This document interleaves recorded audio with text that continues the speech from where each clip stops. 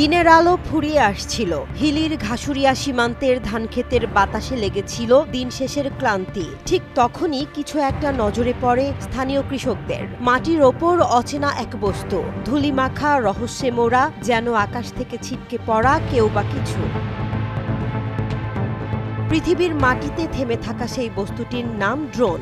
কৃষকরা প্রথমে চমকে গেলেও পরে সুজামিয়া নামের একজন সাহস করে সেটিকে বাসায় নিয়ে যান। কিন্তু এই গোপন রাখা তথ্য বেশিক্ষণ গোপন থাকল না। সন্ধ্যার পরপরই এলাকায় ছড়িয়ে পড়ে গুঞ্জন, সীমান্তে পড়েছে একটি ড্রোন। খবর পৌঁছায় থানায়। হাকিমপুর থানা পুলিশ রাত 10টায় অভিযান চালিয়ে সুজামিয়ার বাড়ি থেকে ড্রোনটি জব্দ করে। তবে প্রশ্ন এখন একটাই, বাংলাদেশ সীমান্তে কিভাবে এলো এই আকাশচারী যন্ত্র?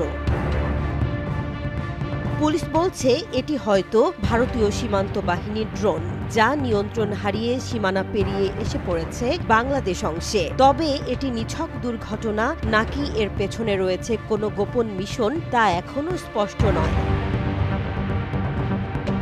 ঘাসুরিয়ার শান্ত মাঠে পড়ে থাকা সেই যন্ত্র এখন পুলিশের হেফাজতে। হাকিমপুর থানার তদন্তকারীরা খতিয়ে দেখছেন ড্রোনটি কি করে, কোন পথে, কেন এলো আমাদের সীমান্তে। আকাশ থেকে পড়া রহস্যের জবাব মেলেনি এখনো, তদন্ত চলছে।